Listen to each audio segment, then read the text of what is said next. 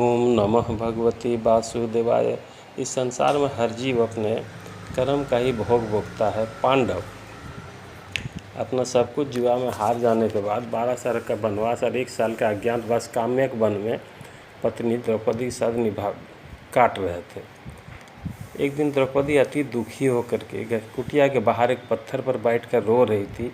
पांडव गए थे भिक्षाटन में कि आखिर मेरे को 5 पति क्यों मिल गए, मैं अपने 5 बेटा को हस्तिनापुर छोड़ के आए हूँ, हमको निर्वस्त्र क्यों किया जा रहा था, क्या भगवान दुनिया के सब कष्ट हमारे लिए लिखे हैं।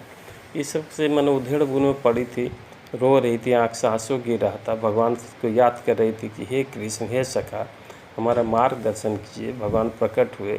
द्रौपदी प्रणाम के भगवान हृदय से लगा लिए और बोली क्यों रो रही हो। तो द्रौपदी यही बात बोली कि हे प्रभु, आप बताएं ये जो मेरे साथ ये सब घटना घट रहा है, इसके पीछे क्या कारण है। तब भगवान बोले कि देवी, पूर्व जन्म में तुम एक पंडित के घर में जन्मी थी, पंडित की बेटी थी, तुम बहुत सुंदर थी और बहुत विद्वान थी।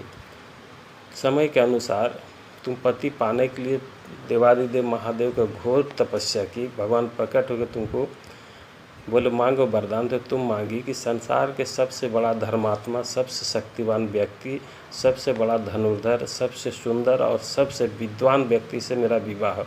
भगवान तथास्तु कर दिए। लेकिन देवी, ये 5 गुण तो एक पति या कोई व्यक्ति में हो नहीं सकता, इसीलिए तुमको 5 पति मिले हैं।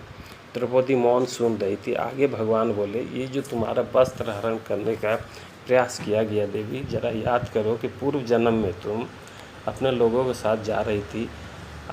रास्ते के किनारे एक तालाब में एक महात्मा जी लंगोटा वगैरह रख कर स्नान कर रहे थे। एक बंदर उनका सारा कपड़ा ले जाके पेड़ पर रख दिया, मदद के लिए चिल्ला रहा था। तुम उसी रास्ते से जा रही थी, उनका अवस्था को देख के हंसने लगी, उनको मदद नहीं की। तब वो बाबा जी तुमको अभिशाप दे दिए द्रौपदी कि जाओ, आज तुम मेरे जिस अवस्था को लिए तुम मेरा मजाक उड़ा रही थी, तुम्हारे साथ भी ऐसा ही होगा। तुम्हारे लोग तुम्हारे पास रहेंगे, लेकिन तुम्हारा वस्त्र हरण होता रहेगा, लेकिन तुमको कोई मदद नहीं करेंगे। तुम चिल्लाएगी, गरजेगी। तब द्रौपदी बोली, हे प्रभु, क्या इसी तरह का जीवन हमको हर जीवन में जीना पड़ेगा। तो भगवान बोले, नहीं देवी, वो सब का पटाक्षेप होने वाला, ख़त्म होने वाला है। और किसी भी व्यक्ति को अगर अपना पूर्व जन्म में किए गए अपराध से बचना है, सीख लेना है, तो उसको टूटना नहीं चाहिए, उसके ज़बरदस्त सामना करना चाहिए और निष्काम भाव से